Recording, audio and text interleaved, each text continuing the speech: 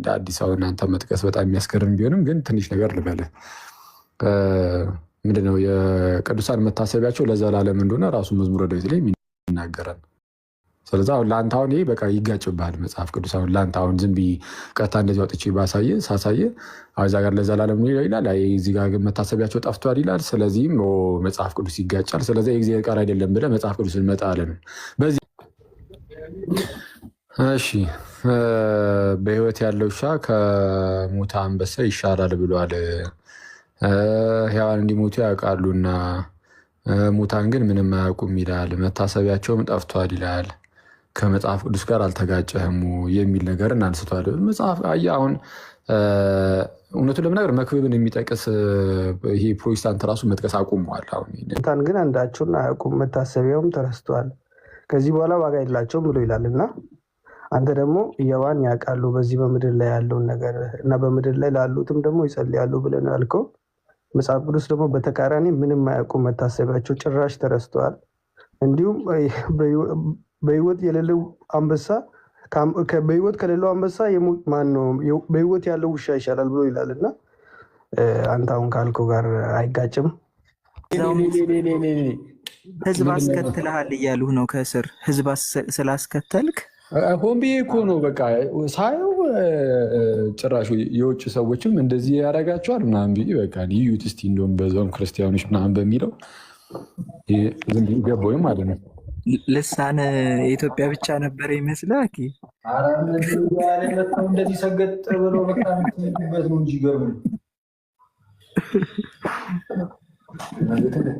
ከዛ በኋላ ይሄ ሲሆን ስ ግን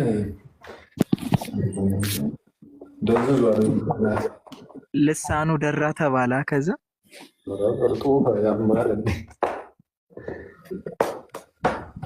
ተራ ላይ ሲደርስ አቋረጡብኝ። ግን እኮ እድል ምናምን አልሰጡህም። የምን እድል? ኧረ እኔ ምንም ላወራ አልነበረም። እንደ ትይዛለን የምር ልሳን ያመልጠኝ እንዲ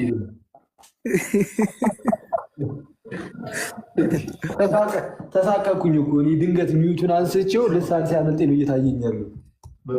ግን እኮ ኢትዮጵያን ሰዎችም ነበሩ እዛ እና እንዴት ነው የሚግባቡት ነበር? ምን አልከኝ? ኢትዮጵያን ሰዎች ራሱ ነበሩ እዛ። ሙድ ያዙ ነበረ ብዙዎቹ።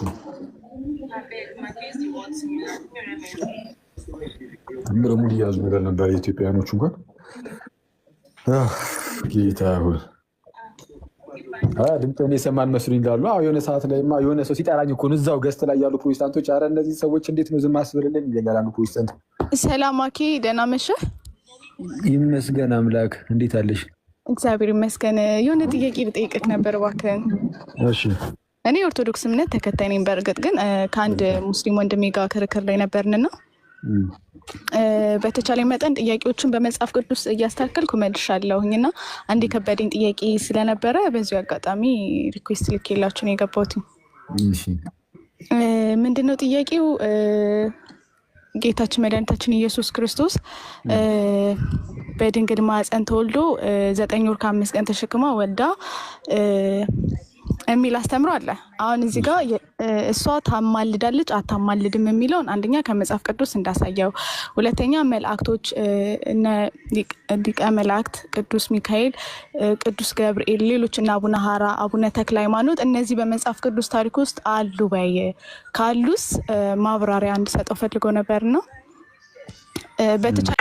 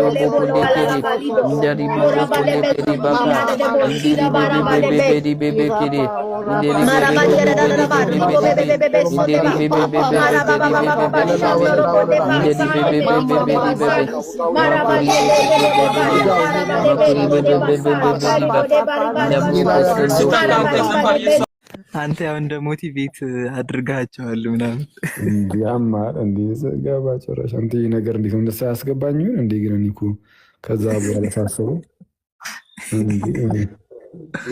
አበረታቷችሁ መሰለኝ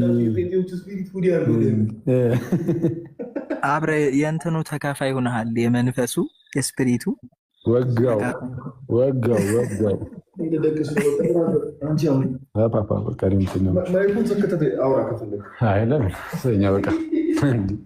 ዳጥፋ መብራትና እና ኧረ ዛሬ ተው በእናትህ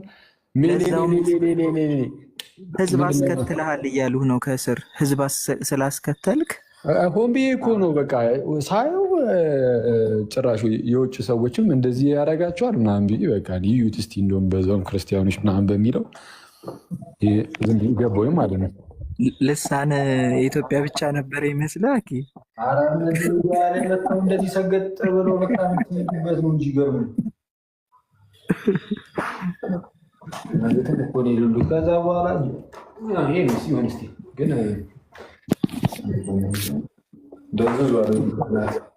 ልሳኑ ደራ ተባላ። ከዛ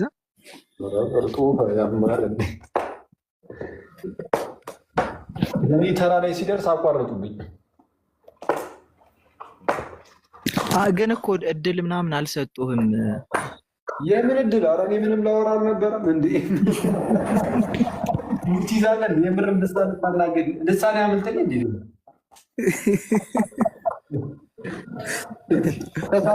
ተሳቀኩኝ እኮ እኔ ድንገት ሚዩቱን አንስቼው ልሳን ሲያመልጠኝ ነው እየታየኝ ያለው። ግን እኮ ኢትዮጵያን ሰዎችም ነበሩ እዛ እና እንዴት ነው የሚግባቡት ነበር? ምን አልከኝ? ኢትዮጵያን ሰዎች ራሱ ነበሩ እዛ። ሙድ ያዙ ነበረ ብዙዎቹ።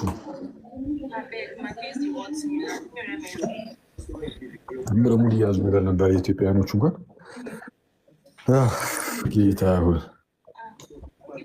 ድምፅህን የሰማን መስሉኝ ይላሉ። የሆነ ሰዓት ላይማ የሆነ ሰው ሲጠራኝ እኮ ነው እዛው ገስት ላይ ያሉ ፕሮቴስታንቶች፣ ኧረ እነዚህ ሰዎች እንዴት ነው ዝም አስብልልን ይለኛል አንዱ ፕሮቴስታንት። ሰላም አኬ፣ ደህና መሸህ? ይመስገን አምላክ። እንዴት አለሽ? እግዚአብሔር ይመስገን። የሆነ ጥያቄ ብጠይቅህ ነበር እባክህን። እሺ። እኔ ኦርቶዶክስ እምነት ተከታይ ነኝ። በእርግጥ ግን ከአንድ ሙስሊም ወንድሜ ጋር ክርክር ላይ ነበርንና በተቻለ መጠን ጥያቄዎችን በመጽሐፍ ቅዱስ እያስተካከልኩ መልሻለሁኝ እና አንድ የከበደኝ ጥያቄ ስለነበረ በዚሁ አጋጣሚ ሪኩዌስት ልኬላችሁ ነው የገባሁት። ምንድነው ጥያቄው? ጌታችን መድኃኒታችን ኢየሱስ ክርስቶስ በድንግል ማዕፀን ተወልዶ 9 ወር ከ5 ቀን ተሸክማ ወልዳ የሚል አስተምሮ አለ። አሁን እዚህ ጋር እሷ ታማልዳለች አታማልድም የሚለውን አንደኛ ከመጽሐፍ ቅዱስ እንዳሳየው፣ ሁለተኛ መላእክቶች ሊቀ መላእክት ቅዱስ ሚካኤል፣ ቅዱስ ገብርኤል፣ ሌሎች እና አቡነ ሀራ፣ አቡነ ተክለ ሃይማኖት እነዚህ በመጽሐፍ ቅዱስ ታሪክ ውስጥ አሉ በይ ካሉስ ማብራሪያ እንድሰጠው ፈልጎ ነበር ነው። በተቻለን መጠን እኔ ካለኝ እውቀት አንጻር መልሼለታለሁ፣ ግን እናንተ ደግሞ ትንሽ እንድታግዙኝ ፈልጌ ነው። እሺ የማን ድምፅ ነው? ያንቺ ነው? አንቺ ጋር ነው ድምፅ ያለው? እሺ ሚውት ላድርገው። እስቲ ታርጊና። እሺ በመጀመሪያ ደረጃ ለሁላችንም የሚያስፈልገን አንድ ነገር ምንድነው? መሰረታዊውን የክርስትና ትምህርትን ማወቅ አለብን። እንደ አንድ ክርስቲያን እንደ አንድ ኦርቶዶክስ መሰረታዊ የሆነውን የክርስትና ትምህርታችንን በደንብ ማወቅ አለብን። እዛ ላይ እንመሰረታለን። ከዛ በኋላ በጥሩ አለት ላይ ከተመሰረትን በኋላ ጥያቄዎችን ደግሞ ከሌሎች ቤተ እምነቶች እንቀበላለን። ግን እኛ ራሳችን ደግሞ የራሳችንን እምነታችንን ወይም አስተምህሯችንን በደንብ አድርገን ካላወቅን እንዴት አድርገን ጥያቄዎችን መቀበል እንችላለን? ለመመለስ ማወቅ አሁን ይሄ ለአንቺ ቢሆን ብቻ ሳይሆን እንዳጠቃላይ ማለት ነው። አንቺ ይህን ትምህርቱን አግኝተሽዋል አላገኘሽውም ምናምን እያልኩኝ ሳይሆን እንዳጠቃላይ መሆን ያለበትን መናገሪ ነው። እንጂ አንቺ የተማርሽም ልትሆኝ ትችላለሽ። እሱን ስለማላቅ ማለት ነው። ምናልባት ግን ድንገት ካልተማርሽ ግን እንደተማርሽ ገምታለሁ። ምናልባት ደግሞ እንደው ተምረሽ መሆኑም ደግሞ የተወሰነ እንደው መሰረታዊ የሆነውን የራሴን ትምህርትማ ማወቅ አለብኝ ምናምን የምትይው ነገር የተወሰነ ማጠናከሪያ ነገር ምናምን ከፈለግሽ ታውቂያለሽ፣ እርግጠኛ ነኝ። ግን ማጠናከሪያ ነገር ከፈለግሽ ቴሌግራም ላይ እና የምንሰጠው መሰረታዊ የክርስትና ትምህርት ስላለ ተከታታይ እዛ ላይ ጆይን እንድታደርጊ አድርገን እንድትማሪ ማድረግ እንችላለን። እሱ እንዳለ ሆኖ አሁን ላነሳሽው ጥያቄ ግን አጠር ባለ መልኩ እመቤታችን ታማልዳለች ወይ? ከዛ በኋላ ደግሞ እና አቡነ ተክለ ሃይማኖት እና አቡነ ሐራ እና ሌሎች ቅዱሳን መጽሐፍ ቅዱስ ላይ አሉ ወይ የሚል ጥያቄ ነው። ከሁለተኛው ለመጀመሪያ ያለ እንግዲህ መጽሐፍ ቅዱስ ማለት ብሉይ ኪዳንና ሐዲስ ኪዳን ነው። ብሉይ ኪዳን ማለት ጌታችንና መድኃኒታችን ኢየሱስ ክርስቶስ ከንጽሕት ድንግል በስጋ ከመወለዱ በፊት የተጻፉ መጽሐፍት ናቸው። ወደ 1000 ዓመት ምናምን ቀደም ብሎ ከዛም በላይ የተጻፉ ናቸው። ጌታ ኢየሱስ ከመምጣቱ በፊት የተጻፉ ናቸው። የትኛው የመጽሐፍ ቅዱስ ክፍል ብያለው? ብሉይ ኪዳን የሚባለው። አሁን በዚህ በብሉይ ኪዳን መጽሐፍ ላይ አቡነ ተክለ ሃይማኖትን ልናገኘው እንችላለን? አንችልም። ምክንያቱም አቡነ ተክለ ሃይማኖት አሁን 11ኛው ክፍለ ዘመን ላይ ካልተሳሳትኩኝ እንደዛ የነበረ አባት ስለሆነ ማለት ነው። 9 ወይስ 10 ምናምን አሹ አቡነ ሐራ ድንግል አቡነ ተክለ ሃይማኖት 17ኛው ክፍለ ዘመን አቡነ ሐራ ድንግል፣ አቡነ ተክለ ሃይማኖት 13ኛው ክፍለ ዘመን፣ አቡነ ሐራ ደግሞ ጭራሽ ወደዚህ ቀረብ ያለ ማለት ነው። በዚህ አሁን የቅርብ ክፍለ ዘመን ላይ የነበሩ አባቶች ከጌታ ኢየሱስ መምጣት በፊት የነበረ መጽሐፍ ውስጥ መፈለግ ማለት ይሄ በጣም የዋህነት ምን አይነት የዋህነት? ጥሩ የዋህነት ሳይሆን በጣም የስንፍና የዋህነት ነው። እንደዚህ ብሎ የጠየቁች ሰዎች በጣም በስንፍና ማዕበል ውስጥ የተዋጡ ሰዎች ናቸው። አሁን ቅርብ ጊዜ ላይ የተነሱ አባቶች ግዴታ መጽሐፍ ቅዱስ ውስጥ መገኘት አይጠበቅባቸውም። አንደኛ የመጀመሪያ ብሉይ ኪዳን ላይ ሊኖር አይችሉም። የሐዲስ ኪዳን ሁለተኛው ክፍል ደግሞ የመጽሐፍ ቅዱስ ሁለተኛው ክፍል የሐዲስ ኪዳን መጽሐፍት ናቸው። የሐዲስ ኪዳን መጽሐፍት ደግሞ ጌታ ኢየሱስ በስጋ ከተወለደ በኋላ ቤተክርስቲያንን ከሰራት በኋላ በቤተክርስቲያን ውስጥ ባሉ ጌታ በላካቸው ሐዋርያትና ደቀ መዛሙርት ምናምን የተጻፉ መጽሐፍት ናቸው። 4 ወንጌላት፣ የሐዋርያት ሥራ፣ 14ቱ የጳውሎስ መልእክታት፣ የይሁዳ መልእክት፣ የያዕቆብ መልእክት፣ የዮሐንስና የጴጥሮስ መልእክት፣ እንደዚሁ ሌላ የዮሐንስ ራእይን ያካተተ እነዚህ ናቸው የሐዲስ ኪዳን መጽሐፍት። እነዚህ የተጻፉት መቼ ነው ከተባለ በአጭሩ የመጀመሪያው ክፍለ ዘመን ማብቂያ ድረስ ማለትም እስከ 90 ዓመተ ምህረት አካባቢ እስከ 90 ዓመተ ምህረት አካባቢ ድረስ የተጻፉ ናቸው የሐዲስ ኪዳን መጽሐፍት።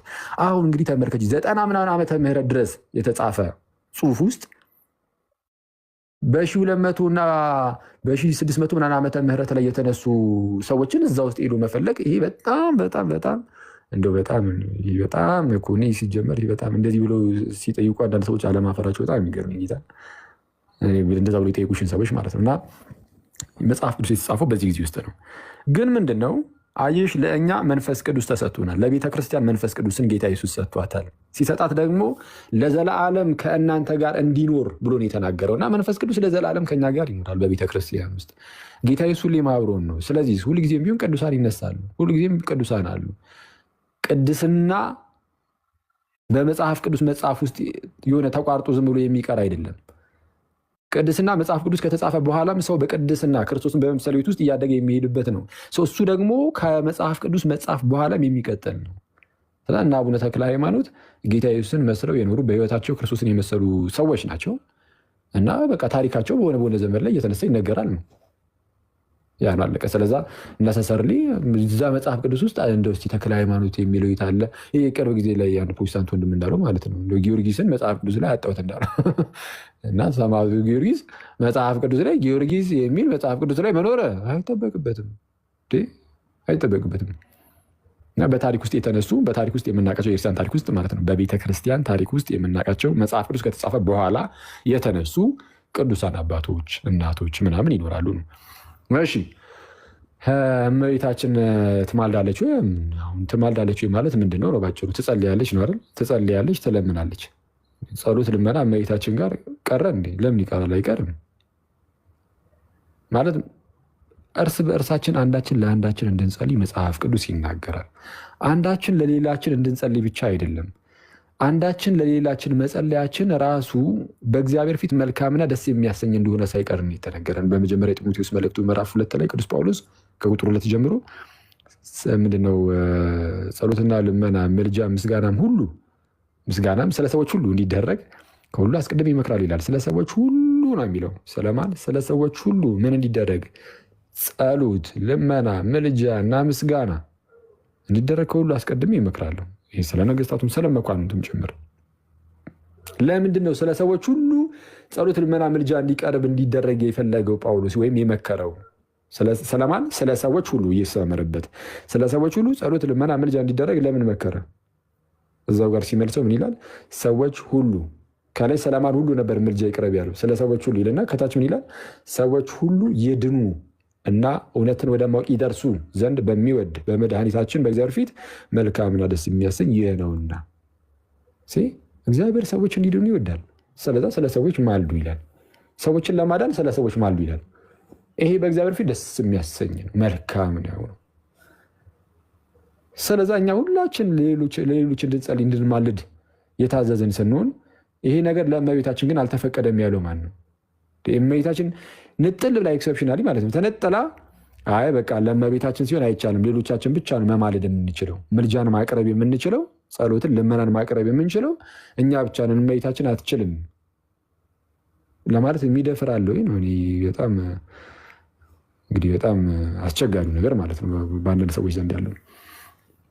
ኦኬ አይ ነው እንደው አክሊል እንደዛ ለማለት ፈልገን ሳይሆን የእሱኛው የመጽሐፍ ቅዱስ ክፍል የሚያወራው እዚሁ ምድር ላይ ላለን ሰዎች ነው ሊል ይችላል አንድ ሰው። ኦኬ ዘን አሁን እዚህ ምድር ላይ ካለን ሰዎች እንግዲህ ተነጥለው ሲሄዱ ቅዱሳን ወይም እመቤታችንም ከዚህ ስትነጠል ስትሄድ በቃ የኛ መጸለያን ታቆማለች የሚሉ አሉ። ኦኬ አሁን ስለዛ ጥያቄው ምንድነው?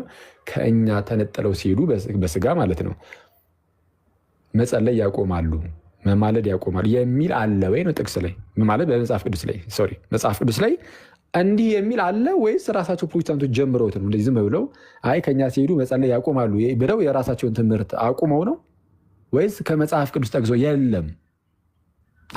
አንድ የመጽሐፍ ቅዱስ ክፍል የለም ልክ ከኛ ሲነጠሉ መጸለይ ያቆማሉ የሚል። መጸለይ ያቆማሉ ምንድነው ካልተባለ እንዴ እኛ ምን ብለን ነው አዲስ ትምህርት የምንጀምረው? አንጀምርም።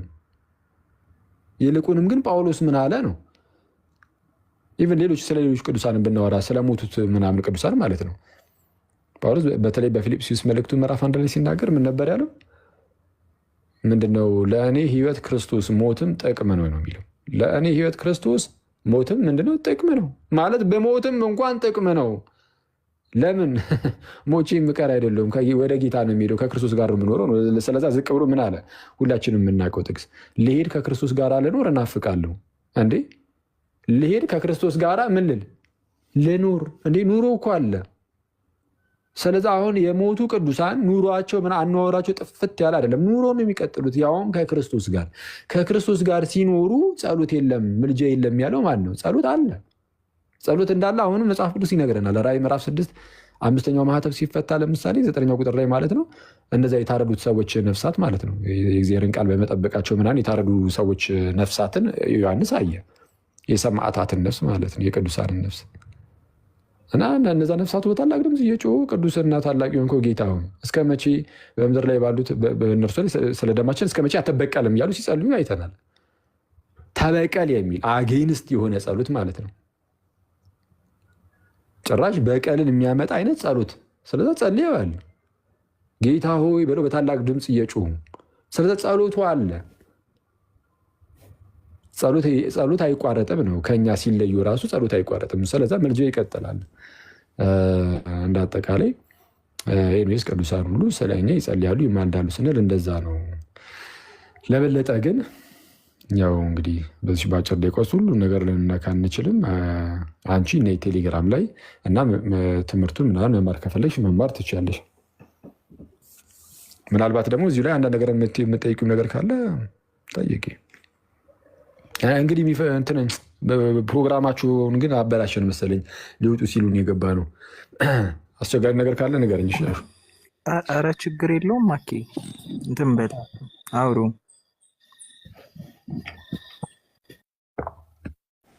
ፖይንት ኢዝ ዜር ናት አላይቭ አላይቭ ናቸው እንዴ? በህይወት ምንም ነው ከስጋ እኮ ነው የተለዩት እንጂ ሕያዊት ነፍሳቸው እኮ አሁንም አለች፣ ሕያው ናቸው፣ ይኖራሉ። ከክርስቶስ ጋር ልኖር እናፍቃለሁ እያለ ዲያርናታን ላይፍ ትላለ። ማን ያለ? እሺ ቀጥሽ ማሂ። እሺ እግዚአብሔር ያክብርልኝ። አኬ አመሰግናለሁ። ቴሌግራም ላይም ጆይን አድርገህና አንዳንድ ትምህርቶችንም ደግሞ ወስዳለሁ፣ በግል ይማራለሁ። ያው አሁን ሀገር ውስጥ ስለሌለሁኝ ብዙ እዚህም ቤተክርስቲያን ላይ ትንሽ አንድነት የለም እዚህ ያለሁበት ቦታ ላይ። ለዛ ነው ትንሽ ከዛ ከመንፈሳዊ ህይወትም ትንሽ ያራቀኝ። በተቻለኝ መጠን ግን እማራለሁ። ቴሌግራም ላይ እከታተላለሁ፣ ቲክቶክም ላይ እከታተላለሁ፣ ፎሎ አደርግሃለሁ። ቃለ ሕይወት ያሰማልኝ ወንድሜ። በጣም ነው የማመሰግነው፣ በጣም ነው የማከብረው። የአገልግሎት ዘመንን ከፍ ያድርግልኝ። አሚን አሚን። እቴ ፕሊስ፣ አዎ እንደዛ አድርጊ። እንዴት ነው የምታገኛት? ግሩፕ ላይ ቺፕሷ የሚል ስም ካግኝሽ እስቲ ቆይ መቀበል ትችላ እኔ እንጃ። መልእክት እስቲ እሷን ቼክ አድርጊያት። አሊያ ደግሞ በቻናሉ በኩል ዳይሬክት ቀጥታ መላኪያ ስላለ እዛው ጋር አስቀምጪልኝ። ቻናሉ ላይ ገብተሽ የኛ ቻናል ላይ ዳይሬክት መላኪያ አለ በግራ ሳይድ። እሷን እንትን በይ፣ እኔ የራሴ አየዋለሁ ማለት ነው። እሺ አመሰግናለሁ በጣም። እግዚአብሔር ያክብርልኝ። ሰው አኬ ጥያቄ ነበረኝና አሁን ባወራው መጠየቅ እችላለሁ? እሺ አንድ ጥያቄ ልቀበል። ኦኬ መክብብ ምዕራፍ 9 ከቁጥር 6 እንደዚህ ይላል። እሱ ጌታ ኢየሱስ ሳይመጣ በፊት የተነገረ ሆኖ እንደ አጠቃላይ በምድር ላይ ምንድነው በህይወት ካለ ሰው ጋር በሰላም ብትኖር በመተሳሰብ መኖር እንዳለብህ ምናምን የሚናገር ክፍሉን አንብብልና ትመልስልኝ። ቀጥልሽ። ምን ይላል መሰለህ? መጀመሪያ ያው በህይወት ካለ ማነው በህይወት ካለ በህይወት ከሌለ አንበሳ የሞተው ውሻ ማነው? በህይወት ከሌለ አንበሳ የሞተው ውሻ ማነው? በህይወት ያለው ውሻ ይሻላል ብሎ ካለ በኋላ ቀጥሎ ደግሞ ምን ይላል? ሔዋን እንደሚሞቱ ሙታን ግን አንዳቸውን አያውቁም፣ መታሰቢያውም ተረስቷል፣ ከዚህ በኋላ ዋጋ የላቸውም ብሎ ይላል። እና አንተ ደግሞ ሔዋን ያውቃሉ በዚህ በምድር ላይ ያለውን ነገር እና በምድር ላይ ላሉትም ደግሞ ይጸልያሉ ብለን ያልከው መጽሐፍ ቅዱስ ደግሞ በተቃራኒ ምንም አያውቁም፣ መታሰቢያቸው ጭራሽ ተረስተዋል። እንዲሁም በህይወት የሌለው አንበሳ በህይወት ከሌለው አንበሳ ማነው በህይወት ያለው ውሻ ይሻላል ብሎ ይላል። እና አንተ አሁን ካልከው ጋር አይጋጭም?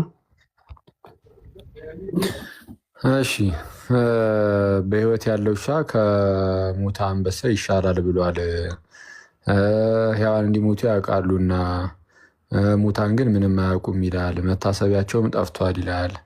ከመጽሐፍ ቅዱስ ጋር አልተጋጨህም የሚል ነገር አንስቷል። መጽሐፍ አሁን እውነቱን ለመናገር መክብብን የሚጠቅስ ይሄ ፕሮቴስታንት ራሱ መጥቀስ አቁመዋል። አሁን እንደ አዲስ አበባ እናንተ መጥቀስ በጣም የሚያስገርም ቢሆንም ግን ትንሽ ነገር ልበልህ። ምንድነው የቅዱሳን መታሰቢያቸው ለዘላለም እንደሆነ ራሱ መዝሙረ ዳዊት ላይ ይናገራል። ስለዚህ አሁን ለአንተ አሁን ይሄ በቃ ይጋጭብሃል መጽሐፍ ቅዱስ። አሁን ለአንተ አሁን ዝም ብዬ ቀጥታ እንደዚህ ወጥቼ ሳሳየ እዛ ጋር ለዘላለም ይላል፣ እዚህ ጋር መታሰቢያቸው ጠፍቷል ይላል። ስለዚህም መጽሐፍ ቅዱስ ይጋጫል። ስለዚህ የእግዚአብሔር ቃል አይደለም ብለህ መጽሐፍ ቅዱስን መጣል ነው በዚህ አያያዘ። ስለዚህ እንዴት ነው የሚፈታው የሚለውን ማወቅ ይጠይቃል። መክብብ ላይ እየተናገር ያለው በምድር ላይ ሰዎች እንዴት ይኖሩ የሚለውን ነገር እያስረዳ እያስተማረ ነው። ስለዛ ስትኖር ከሞትክ በኋላ ምድራዊ የሆነ ህይወት አይቀጥልም። ከምድራዊ ህይወት አንጻር ምድራዊ የሆነ ህይወትህ አይቀጥልም፣ ያከትምለታል። እና በህይወት እስካለህ ድረስ ከሌሎች ጋር ኑር ነው በሰላም በቃ። ምድራዊ ህይወትን ያማከለ ነገር እያስተማረን ያለው። አንድ ሰው ከሞተ በኋላ በምድር ላይ እስቲ ደግሞና የሆነ ነገር አድርግ እያልከው የሆነ ነገር አያደርግም፣ ወይም ደግሞ የሆነ ነገር ላደርግ እያለ እያደረገ አይኖርም። ማለት የሆነ እንደዚህ ዓለማዊ ወይም ስጋዊ የሆኑ ነገሮችን እያደረገ ከአንተ ጋር አይኖርም። ስለዚህ እዚህ ጋር ያለው ይሄ ምድር ላይ ያለው እንቅስቃሴ ይቋረጣል ማለት ነው። ስለ ቅዱሳን ስናወራ ግን ምን እያልን ነው? ከእኛ ልክ አሁን እነሱ ከሞቱ በኋላ እዚሁ ጋር አብረው እየበሉ አብረው እየጠጡ አብረው ወይም ደግሞ ይሄ መንፈሳዊ ነገርም ቢሆን እያጠመቁ እያስተማሩ ይኖራሉ ማለት አይደለም። እንደዛ አላለም። እነሱ ሁሉ ነገር ያበቃል። ግን ምን ያደርጋሉ? ጸሎት ብቻ ነው ሊያደርጉ የሚችሉት። ሊያውቁ ይችላሉ ወይ? ከላይ ሆኖ ይህንን ነገር ሊያውቁ ይችላሉ። ይሄ አሁን ቅድም እንዳልኩ ምድር ላይ ባለው አኗኗር ምናምን ሳይሆን ከላይ ግን ወደ ታች ያለው ነገር ማወቅ ይችላሉ። የጠቀስኩት እኮ መጽሐፍ ቅዱስ ነው የምትቀበለው ከሆነ ማለት ነው። ራዕይ ምዕራፍ 6 ላይ አኗኗሯቸው ጠፍቷል፣ ምንም መታሰቢያ የላቸው ምናምን አልክ። ግን ጳውሎስ ግን ምን አለ? ልሄድ ከክርስቶስ ጋር ልኖር እናፍቃለሁ። ስለዛ ኑሮ ነው ያለው፣ ከዛ በኋላም ህይወት አለ እያለ ነው። መጥፋት የሚባል ነገር የለም። አልተረዳኝም።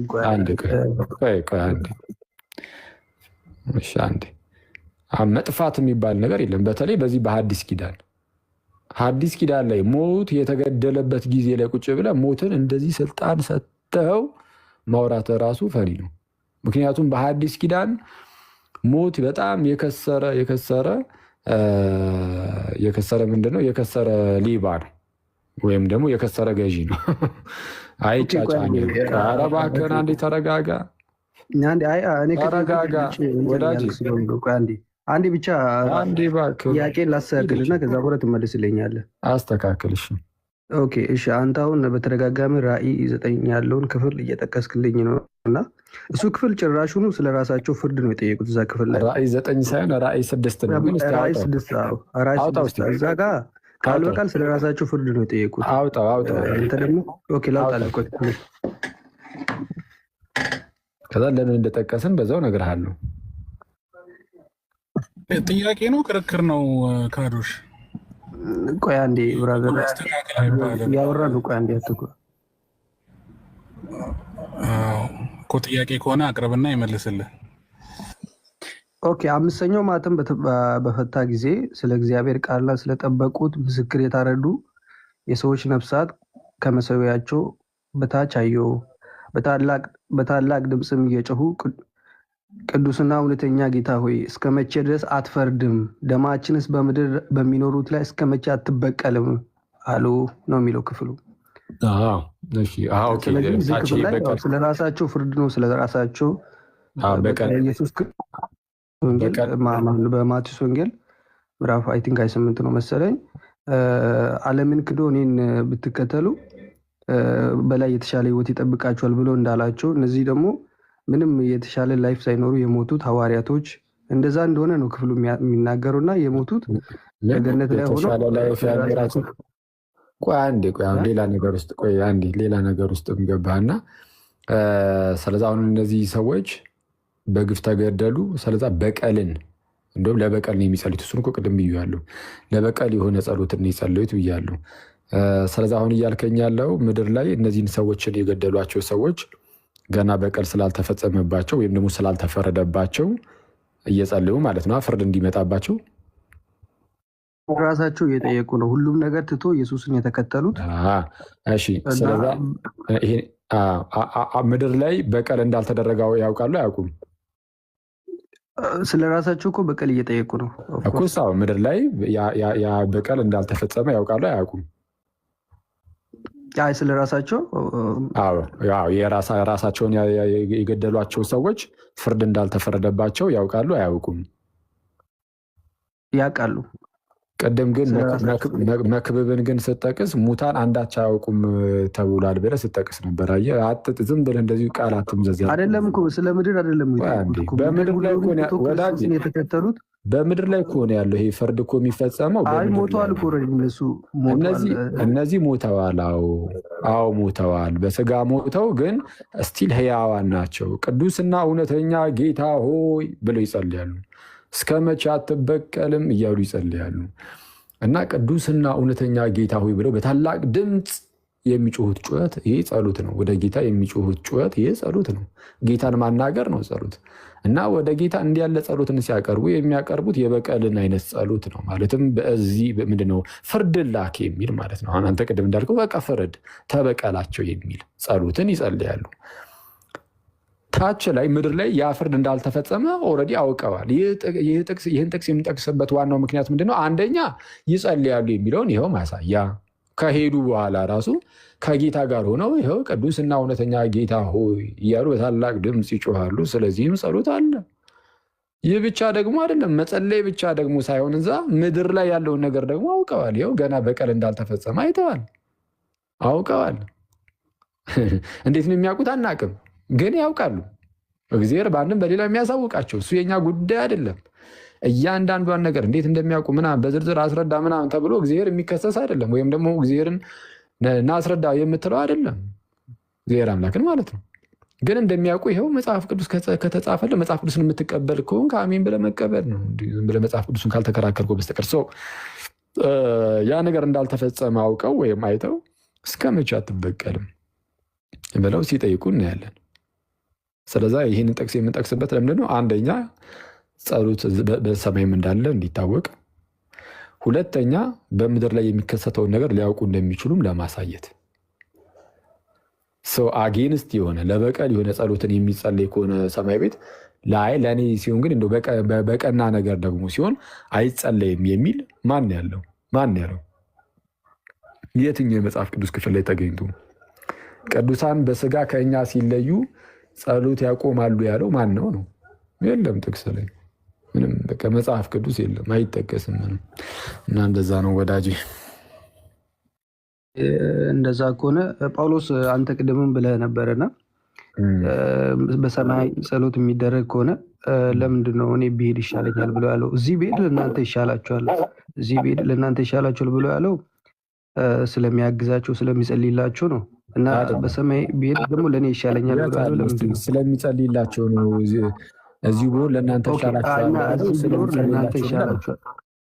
አይ አይደለም፣ ያው እዚህ ብሎ ለእናንተ ይሻላችኋል ብሎ ያለው ስለሚጸልይላቸው አይደለም ይላል ክፍሉም። ቆይ ላውጣ። ስለምጸልይላችሁ ይላል ወይ? አይ ባይልም እዚህ ሆኖ ካላለ ተው፣ ባይልም ሳይሆን ካላለ ከራስህ ጀምር። ጠቅለል ያለውን ነገር እኔ እነግርሃለሁ። ይህንን የሚመስል ነገር ጴጥሮስም ሲናገር ታየዋለህ። ጴጥሮስም በመልእክቱ እንደዚሁ የምታስታውሰው ከሆነ ምንድነው ጌታ እንዳሳወቀኝ ከሆነ ከዚህ ማደሪያ በቅርቡ መለየቴ ፈጥኖ እንዲሆን ወይም እንዲፈጸም አውቃለሁ ይላል። ማለት ከዚህ ማደሪያ ማለት በቃ በቅርቡ እንደሚሞት ጌታ ኢየሱስ አሳየው፣ ጴጥሮስም ማለት ነው። ግን ደግሞ በዚህ በማደሪያ ሳለሁ ላነቃችሁ እንደሚገባኝ አስባለሁ። ስለዚህ ከሄድኩም በኋላ ራሱ ይህን ነገር ማሰብ እንድትችሉ እተጋለሁ ይላል። ስለዛ በቃ ምንድነው ቅዱስ ጴጥሮስ ይህ መልካም ነገር እንዲይዙ ምናምን ነገር እነሱን በማስተማር በማነጽ ምናምን ይተጋል። ስለዛ አንድ ሐዋርያ ጴጥሮስ ወይም ጳውሎስ ህዝቡ ከስህተት ትምህርት እንዲጠበቅ ፕላስ ደግሞ በመንፈሳዊ ህይወቱም ክርስቶስን እየመሰለ እንዲያድግ ፍሬያማ እንዲሆን ሁሌም ማስተማር ግብሩ ነው። ስለዚህ በህይወት እስካለ ድረስ ይጠቅማል። ለማን? ከማስተማር አንጻር ለሰዎቹ። አንዴ ከእነርሱ ከተለየ በኋላ ግን እንዴት አድርጎ ያስተምራቸዋል? አንዴ ከእነርሱ ከተለየ በኋላ ግን በዚህ መልኩ ሊያነጻቸው አይችልም። ኦፍኮርስ። ስለዛ ምንድነው በፊልጵስዩስ መልእክቱ ምዕራፍ 2 ላይ ምን ይላል ጳውሎስ? አሁን በእናንተ ዘንድ በመኖሬ ብቻ ደግሞ አይደለም፣ አሁን በእናንተ ዘንድ በመኖሬ ብቻ ሳይሆን ይልቁን ደግሞ ስርቅ እንደታዘዛችሁ ሆናችሁ መዳናችሁን በፍርሃትና በመንቀጥቀጥ ፈጽሙ እያለ ይናገራል። ስርቅ ደግሞ መቼ ብቻ አይደለም፣ በእናንተ ዘንድ ስኖር ብቻ አይደለም። አየህ፣ በእነርሱ ዘንድ ሲኖር በቃ ከስር እያለ እንትን ይላል። ስለዚህ አሁን በቃ እናንተ ጋር ሲሆን ብቻ አይደለም፣ ከእነርሱ ጋር እስከሆነ ድረስ አዎ ይጠቅማል። ግን እሱ ዞር ሲልም ደግሞ በዛው መቀጠል እንዳለባቸው ይናገራል። ስለዛ ከኛ ከምንድነው ከእናንተ ጋር ብሆን እጠቅማቸዋለሁ ብሎ የሚናገሩ ለዛ ነው። ግን ልሄድ ብሎ ደግሞ ይናገራል። እና እንደዛ ነው ወዳጅ። እዚህ ወደ ቅዱሳን ካዶሽ አይበቃም? አይበቃኝም። አንዴ አልተመለሰልኝም። አይበቃኝም ካልሽ ቻው። እሺ እኛ የምንጭበቅ እንጂ ኧረ ቀጥሎ። አሁን እናንተ አውሩ፣ እኔ መጥቼ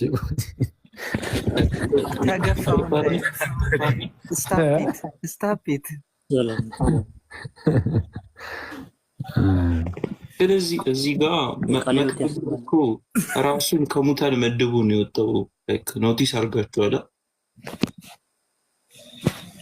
አዎ ማለት ህያዋን እንዲሞቱ ያውቃሉና ይሄ እኛ ነን። ሙታን ግን አንዳቸው አያውቁም አለ። ቅዱሳን ሙታን ናቸው የሚል ከሆነ እሱ ራሱንም ቅዱስ ስለሚል ራሱን ከሙታን መድቡ ነው የወጣው እና መታሰቢያ የሚረሳል ወደፊት ነው ያለን ኮንፌስ ያደረገው እና ፍቅራቸው፣ ጥላቻቸው፣ ቅናታቸው በአንድነት ጠፍቷል። ከፀሐይም በታች በሚሰራው ነገር ለዘላለም እድል ፋንታ ከእንግዲህ ወዲህ የለንም ብሎ ነው ራሱን ኮንፌስ አድርጎ የወጣው መክብብ ላይ ማለት ነው። አይ ቲንክ 4 ላይ ነው ስታክ አድርጎ ያቆመው። ይሄ ያልሞተ ውሻ ከሞተ አንበሳ የሚለው ላይ ይሄ ኢተርናል ያልሆነው ዴዝ እና ላይፍ ላይ በሱ እቺ ጭዊ እኮ ይሄ ምንድነው ካልሞት ወይት ከሞት አንበሳ በህይወት ያለው ውሻ ይበልጣል የሚለው እኔ በጣም በቃ በፊት ነበር ሙድ መያዣ ነበረች። ይሄ አየህ ቅዱሳን በቃ እንዲ ከሞቱ ይኸው የሞት አንበሳ ራሱ ይላል ከሞት አንበሳ። ስለዛ ከሞተ ቅዱስ በህይወት ያለው ውሻ ይሻላል። ኖርማል በቃ በህይወት ያለ አንድ ሰው አንድ ለምሳሌ ራሳቸውን ይጠቅሳሉ። እኛ እንበልጣለን ከሞተ ቅዱስ ይላሉ። ስለዛ ቅዱሳኑን የሞተ አንበሳ ይሉና ራሳቸውን በህይወት ያለው ውሻ ይላሉ። እና በጣም ፈኒ ነው።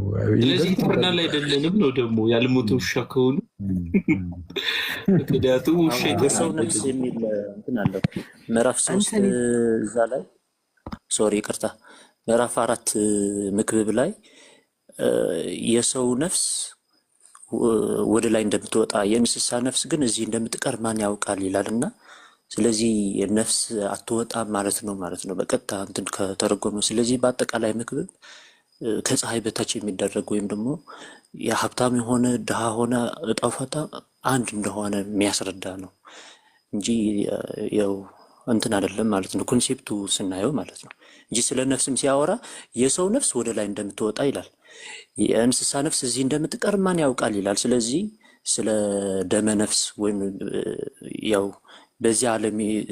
በዚህ ዓለም ስለሚደረገው ኑሮ እያወራ እንደሆነ ነው የምንረዳው ማለት ነው።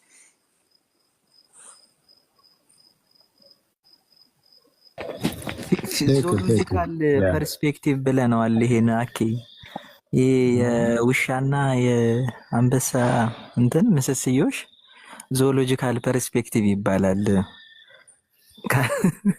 እኛ በቴዎሎጂ ቋንቋ እንደዛ ብለነዋል። አኬ ግን አንድ ጥያቄ ነበረኝ አኬዋ። ኦኬ አመሰግናለሁ።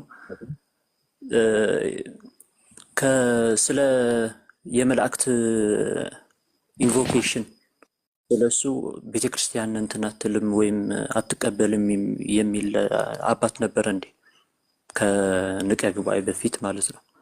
ወይም ስለሱ እንትን ሲል ምን ለማለት ፈልጎ ነው? ጣዖታትን ነው ወይም የመናፍስት እንትኖች ናቸው ወይስ ስለሱ ታሪኩ ምናልባት የምታውቀው ከሆነ? እኔ እንጃ። እኔ ቴክስቱን ካላየሁት አሁን እንደዛ ማለት አልችልም። ቴክስቱን አይቼ ኮንቴክስቱን ምናምን እንጂ እንደዚሁ እንኳን እንጃ ወንድሜዋ። ኦኬ በውስጥ እንትን እልሃለሁ፣ ችግር የለውም ይቻላል። እሺ ምናልባት ሌሎቻችሁ እንትን እስኪ ሌሎች ወንድሞች ግን ያው ፌሚሊየር ከሆኑ ከዚህ ጉዳይ ጋር ይቻላል። ቴክስቱን ሳላየው እንደዛ እንዳልል ነው።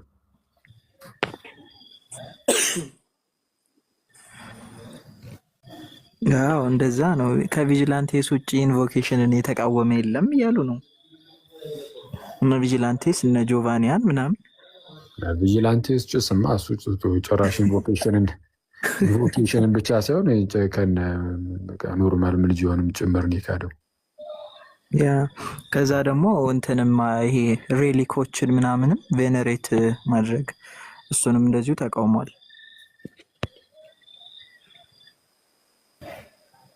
ከፕሮቴስታንት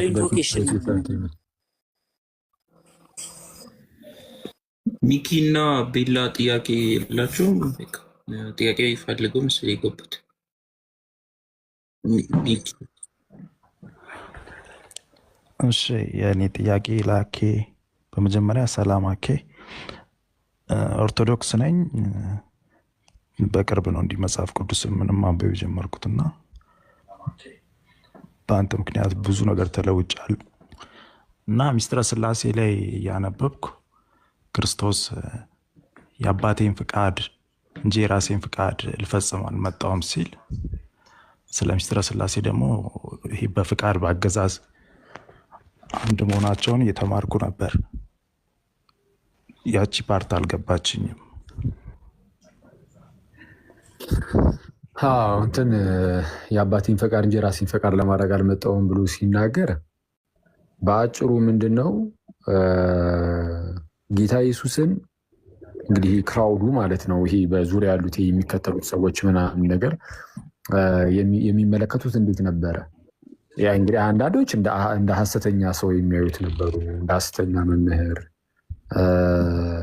አንዳንዶች ማለት በጣም ጫፍ ረግጠው ምንድነው በኤልዜቡል ያደረበት አጋንንት ያደረበት ብለው ሲሳደቡ ያየናቸው አይነት ሰዎች አሉ በመጽሐፍ ቅዱሳችን ላይ። አንዳንዶች ደግሞ ኧረ እንደው ይሄ ነብይ ነው የሚሉ ደግሞ አሉ። እንደው ይሄ ነብይ ነው ከእግዚአብሔር የሆነ በቃ እንደው መምህር ነው የሚሉም አሉ። ከዛ ደግሞ በጣም ለጌታ ቅርብ የሆኑ ደግሞ አንተ ክርስቶስ መሲሁ አንተ ነህ፣ የምትጠበቀው መሲሁ አንተ ነህ፣ ደግሞ የሕያው እግዚአብሔር ልጅ ነህ ደግሞ ብሎ የመሰከሩ ደግሞ በተለይ ሐዋርያቱ ደግሞ አሉ እንደምናውቀው። እና ለእነዚህ ሁሉ ሲናገር ሁሉንም በሚያማክል መልኩ ነው የሚናገረው። የራሴን ፈቃድ ሳይሆን የአባቴን ፈቃድ ነው የማደርገው ብሎ ሲናገር አየህ፣ ኖርማል አንድ ነብይ ነው ብሎ እንኳን የሚያስበው ሰው ካለ ወይም ኖርማል አንድ ሰው ነው አንድ ራንደም ሰው ነው ብሎ የሚያስብ ሰው ራሱ ቢኖር ስለዛ ጌታ ኢየሱስን ሲያይ የሚያየው በክርስቶስ ውስጥ የሚፈጸመው ፈቃድ የአብ ፈቃድ እንደሆነ ለማሳወቅ ነው። በሌላ አማርኛ ከአብ የተለየ ፈቃድ ምንም ነገር አላደርግም፣ የራሴን ፈቃድ ሳይሆን የእግዚአብሔርን ፈቃድ የአባቴን ፈቃድ ለማድረግ ብሎ ሲናገር የሚደረገው ሁሉ የአባቴ ፈቃድ ነው። የአባቴ ፈቃድ ነው ሚኒንግ እኔ ከእርሱ የተለየ ሌላ ፈቃድ የለኝም ነው ማለት። ፈቃድ የሌለው ነው እንዴ ክርስቶስ? ነው አይ ፈቃድ ያለው ነው፣ ግን የአባቱን ፈቃድ ብቻ ነው የሚያደርገው። ሚኒንግ የአባቱ ፈቃድ የራሱን ፈቃድ ስለሆነ ከሚወት ሰዎች አንጻር ግን እንደዚህ አይነት ቃላትን ይጠቀማል። ልክ እንዴት መሰለ? ለምሳሌ ወልድ ከራሱ ምንም ሊያደርግ አይችልም ብሎ ይናገራል አይደል? በዮሐንስ ወንጌል ምዕራፍ 5 ላይ ለምሳሌ ቁጥር 19 አካባቢ ወልድ ከራሱ አንዳች እንኳን ሊያደርግ አይችልም፣ ምንም ሊያደርግ አይችልም ይላል። ምንም ሊያደርግ አይችልም። ከራሱ ምንም ሊያደርግ አይችልም። ከራሱ ምንም ሊያደርግ አይችልም አብ ሲያደርግ ያየውን ካልሆነ በቀር ይላል። ስለዚህ አሁን ከራሱ አንዳች ሊያደርግ አይችልም ማለት ምንም ነገር ከራሱ የሚያደርገው ምንም ነገር የለም አይነት ነገር ሳይሆን ግን ከአብ የተለየ ምንም የሚያደርገው ነገር የለም ለማለት ነው። ከአብ የተለየ ነገር ግን አያደርግም ለማለት ነው። አብ ሲያደርግ ያየውን ነው የሚያደርገው እንጂ ከራሱ ምንም ሊያደርግ አይችልም ማለት ቀጠል አድርጎ እዛው ጋር እንደሚናገረው ኦኬ ምን ያህሉ ነው የሚያደርገው ታዲያ ብሎ የሚል ጥያቄ ያስነሳል አይደል? ኦኬ አብ የሚያደርገውን ብቻ ከሆነ ወይም አብ ሲያደርግ ያየውን ብቻ ከሆነ የሚያደርገው ወልድ እና ከራሱ ደግሞ ምንም ማድረግ የማይችል ከሆነ ምን ያህሉን ሊያደርግ የሚችለው? አብ ሲያደርግ ያየው ምን ያህሉን ያየው ወይም ደግሞ በምን ያህል ደረጃ ነው የሚያደርገው? አብ የሚያደርገው እዛው ጋር መለስ ያደርጋል። ምን ብሎ አብ የሚያደርገውን ሁሉ ወልድ ደግሞ ያንን እንዲሁ ያደርገዋል ይላል። ተመልከት፣ አብ የሚያደርገውን ሁሉ ወልድ እንዲሁ ያደርገዋል። አዎ እዛው ጋር ነው ጥቅሱ ላይ የሚለው። አሁን አብ የሚያደርገውን ሁሉ ወልድ እንዲሁ የሚያደርግ ከሆነ ወልድ ከራሱ ምንም ሊያደርግ አይችልም ከተባለ ስለዛ አሁን ተመልከት፣ ወልድ አብ የሚያደርገውን ሁሉ ያደርጋል፣ ከራሱ ግን ምንም ሊያደርግ አይችልም። ስለዛ ከአብ የተለየ ምንም ነገር የለውም። አብ የሚያደርገውን ሁሉ ግን ያደርጋል። ስለዛ ከአብ ጋር አንድ ነው። ፍጹም የሆነ አንድነትን ማሳያ መንገድ ነው። የራሴን ፈቃድ አይደለም የአብን ፈቃድ ላደርግ እንጂ ብሎ ሲናገር ኦኬ በቃ የተለየ ነገር ምንም የለኝም የሚለውን ለማሳየት ነው። ፍጹም አንድነትን የሚያሳይ ቃል ነው እንጂ የተወሰነ አወሳሰብብህ ከሆነ የተወሰነ አርቲኩሌት ላድርግ። እንዴት ነው ዌል አርቲኩሌት ላድርገው? በአጭሩ አሁን በምሳሌ በዮሐንስ 5 እንዳነሳውልህ አብ ሲያደርግ ያየውን ነው እንጂ ወልድ ከራሱ ምንም ሊያደርግ አይችልም። ሎክ አሁን አንተም እንዳልከው የራሴን ፈቃድ ላደርግ አይደለም ይላል አይደል? ወልድ ከራሱ ምንም ማድረግ አይችልም ነው። እዚህ ጋር ደግሞ የሚለው ወልድ ከራሱ ምንም ሊያደርግ አይችልም፣ ይልቁንም አብ ሲያደርግ ያየውን ያንን ያደርጋል ይላል። ወልድ የሚያደርገው ማን ሲያደርግ ያየውን ነው? አብ ሲያደርግ ያየውን ነው፣ ወይም ደግሞ አብ የሚያደርገውን ነው። ምን ያህሉን ከተባለ አብ የሚያደርገውን ሁሉ ነው ማድረግ የሚችለው ብሎናል። እዛው ጋር አብ የሚያደርገውን ወይም ያ የሚያደርገውን ሁሉ ወልድ ያንን ደግሞ እንዲሁ ያደርገዋል። ምን አይነት ነገሮችን? ኢቨን ህይወት መስጠትን። አብ ሙታንን እንደሚያስነሳ ህይወትንም እንደሚሰጣቸው እንዲሁ ወልድ ደግሞ ለፈቀደው ወይም ለወደደው ህይወትን ይሰጠዋል ይላል። ህይወትን መስጠት ላይ ሳይቀር።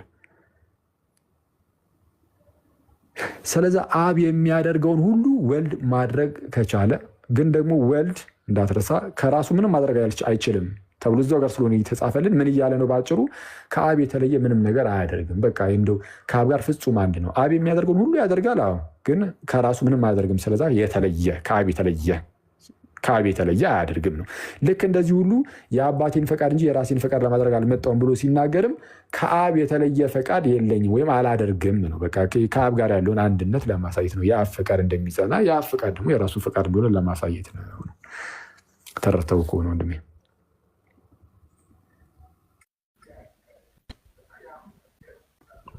እሺ፣ ኦኬ ገብቶኛል። አመሰግናለሁ። እሺ ታንኪዩ። ምናልባት ግን ፎር ሞር ዲስከሽን ማለት ነው እንትን አድርግ ቴሌግራም ላይ ምናምን ብቅ በሉ ፕሊዝ። የሆነ በደንብ ባኪን ፎርዝ ምናምን ኖሩት የተለያዩ ነገሮች እየተቀመጡበት ምናምን በደንብ ለእንትን ለማለት ማለት ነው። ሌሎቻችሁም እዚህ ላይ ሀሳብ መስጠት የምትፈልጉ ካላችሁ ደግሞ ቀጥሉ ፕሊዝ። ላይክ በእንትን መልኩ ብናየው በቅዱስ ጎርጎርዮስ ዘኑሲስ ኦን አስሪ ጋድስ ተነስተን ያም ማለት ቅዱስ ጎርጎርዮስ ዘኑሲስ ኦን አስሪ ጋድስ በሚለው መጽሐፉ ላይ የሥላሴን አንድነት ሲናገር በአብ የተወጠነው በወልድ ይገለጣል፣ በመንፈስ ቅዱስ ደግሞ ፍጹም ይሆናል ማለት ነው። ያም ማለት ጌታ ኢየሱስ ክርስቶስ የአብ ፍቃድ ሲል ያ ፍቃድ ከጀመሩ ኢየሱስ ከሱ የተለየ ፍቃድም አይደለም። ምክንያቱም የአብ ፍቃድ ማለት ከአብ የተለየ ፍቃድ ስለሌለው ማለት ነው። ለምሳሌ አሁን ወልድ ተላከ ሲባል ቅዳሴ ማርያምም እንደሚለው ሲቀደስ ሰምተ ከሆነ በፍጥረት ስርዓት አብርሃም ልጁን እንደሚያዘው አይደለም ይላል። ምክንያቱም የመጣው በራሱ ፍቃድ ስለሆነ ከአብ የተለየ ፍቃድ ስለሌለው ማለት ነው። ወይም ግሪጎሪ ኦፍታቲቭ የሆነ ተርሚኖሎጂ አለው። በዛ መንገድ በሥላሴ ዘንድ ያለው ይሄ ግንኙነት የሶስቱ አካላት ዩኒቲ እና ሴፓሬሽን ያለው ነው ማለት ነው።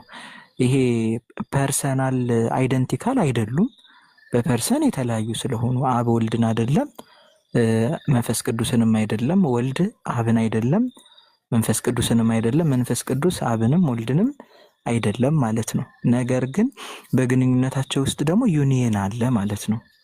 አንድነት አለ፣ በፍቃድ አንድነት አላቸው። የአብ ፍቃድ፣ የወልድ ፍቃድ፣ የመንፈስ ቅዱስ ፍቃድ የሚባል ስለሌለ ማለት ነው።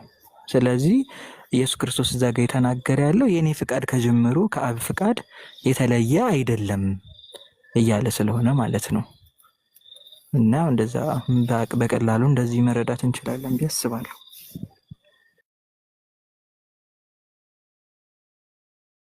ቃለ ሕይወት ያሰማልን።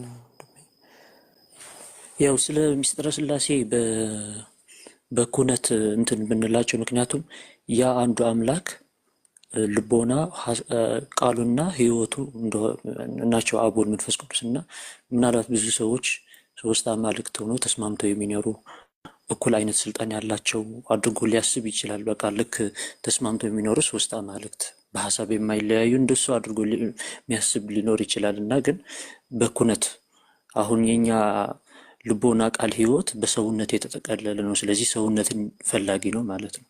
ወደ ፈጣሪ ስንመጣ ግን የሆነ አካል ምንም አያስፈልገውም። የሆነ የሚይዘው የሚጠቀልለው አካል ለሀሳቡ ለሕይወቱና ለልቦናው። ስለዚህ የሚይዛቸው የሚጠቀልላቸው አካል ከሌለ ሶስት አካል ነው ማለት ነው። እሱ ራሱ ነው። ግን ልቦናው ቃል ሕይወቱ እሱ ራሱ ነው። እና በዚህ እንትን ብታስተምሩንም የበለጠ እንትን ይላል ማለት ነው። በኩነት አሁን አብ ወልድና መንፈስ ቅዱስ አይበላለጡም ስንል የፈጣሪ ልቦና ቃልና ሕይወት እኩል ናቸው፣ አይበላለጡም ማለት ነው። ይህንን ነው ያስቀመጡት አባቶቻችንም ማለት ነው።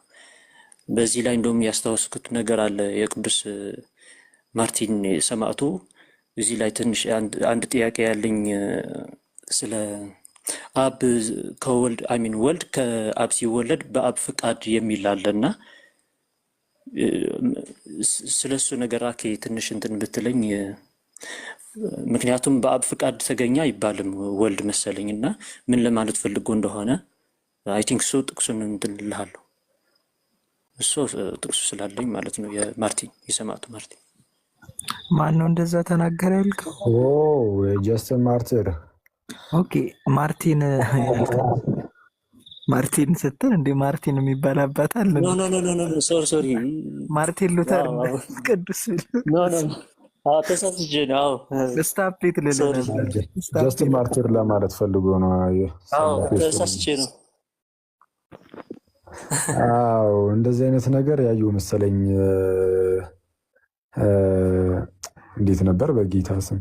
ቆይ ይሄ በኋላ ላይ ዲያሪያን ዳይሌማ ተብሎ እዛ ላይ አሪዮሳውያን ባነሱት መልክ አይደለም የሰማዕቱ ዮስትን በጌታ ስም እንዴት ነበረ? ቆይ እንዳላቦከው ራሱን እንትን በላይ ይሻላል ባስቀምጡ ይሻላል። ግን ሰማዕቱ ዮስትን እንደዛ እንዳለ አስታውሳለሁ። እና ከዚህ መልስ ራሱ በጽሁፍ አላስቀመጥኩም ነበር ብለህ ነው ትንሽ ከቆየ እንጂ ስለዚህ ጉዳይ የአሪያን ዳይሌማ ላይ እንዳለው አይደለም ጠይቄ ነበር። እንደሱ ከታች ምን ይላል መሰለ የእሱ ማለት ነው። ልክ እኛ ይላል እኛ ሰዎች ቃል ስንፈልግ ይላልና ቃል ስናወጣ ከአፋችን ስናወጣ በውስጣችን ከነበረ ተከፍሎ እንደማይወጣ ሁሉ ወልድ ደግሞ ከአብ ሲወለድ ከአብ ተከፍሎ አይደለም የወጣው ይላል ከታች። እንደሱ ነው የሚለው። ግን ሙሉን ካየው እስቲ ቆይ አሁን እንትን እንዳልለው እንደዛ ይሻለኛል። እኔ ሙሉን ድጋሚ እንትን ልበለው ሊው ትንሽ ቆየው ይመሰለኝ።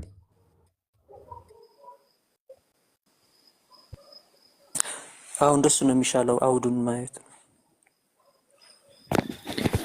አይ ቲንክ ቅዱስ ዮስጢኖስ ሰማዕት በብዛት ዩኒቴሪያን ሰዎች የእሱን አርጉመንቶች ምናምን እንትን ይላሉ። ግን ዮስጢኖስ ሰማዕት ላይክ እንትን እየሰራ ይሄ በአርዮሳውያን ዳይሌማ እንዳለው ምናምን ወደዛ የሚያስገባ ነው ብዬ አላስብም። በእርግጥ ሙሉ ጽሁፉን ማየት ጥሩ ነው። ደን ደግሞ በተለይ ደግሞ በዛ ዘመን አርዮሳውያን የአባቶቻችንን ትምህርት እየወሰዱ ይሄ እንትን ኮንሲስተንስ እንዳላቸው ለማሳየት እየበረዙ ምናምን የነበሩበት ጊዜ ነው። ለዚህም የሩፊኖስ ያቄላውን ፎልሲፊኬሽን ኦን ዘ ቡክስ ኦፍ ኦሪገንን ማየት እንችላለን። ራሱ ቅዱስ አትናቴዎስ ሊቀ አበው ራሱ ቅዱስ ዲዮናሲዎስ የእስክንድሪያውን ዲፌንድ እንዳደረገው አይተናል ማለት ነው። ቅዱስ ዲዮናሲዎስ የእስክንድሪያውን ተጠቅመው የአርዮሳውያን ትምህርታችን በሱ ላይ ኮንሲስተንት የሆነ ነው የሚል አይነት ሙግት ስላነሱ የሱን መጽሐፍ በርዘው ማለት ነው። ስለዚህ እንደዚህ አይነት ነገር ስለነበር ከዛም አንጻር ሊታይ ይችላል። ግን የቅዱስ ዮስጢኖስ ሰማዕትን ጀነራል የሆነውን የሥላሴ አስተምሮውን ደግሞ በማየት እንትን ልንለው ይገባል። ግን እኔ እንዳየሁት ከሆነ አንዳንድ ቦታ ላይ ቅዱስ ዮስጢኖስ ሰማዕት ይሄ የሥላሴ አካላት መበላለጥ እንደሌለባቸው ምናምን በደንብ ነው የሚያስተምረው። ይሄ እንትን እንደሌለ የጊዜ ቅድምና እንደሌለባቸው ወልድ ራሱ ዘላለማዊ እንደሆነ ይናገራል። አፖሎጂው ላይ እሱንማ ከታች እኮ ከአብ ራሱ ከአካል እንደወጣ ነው እኮ የሚገልጹ። እሱ ጥርጣሬ የለውም። ምክንያቱም ምንድን ነው የሚለው ከታች እኮ እኔ ስላነበብኩት ማለት ነው። እና ምንድን ነው የሚለው እኛ ለምሳሌ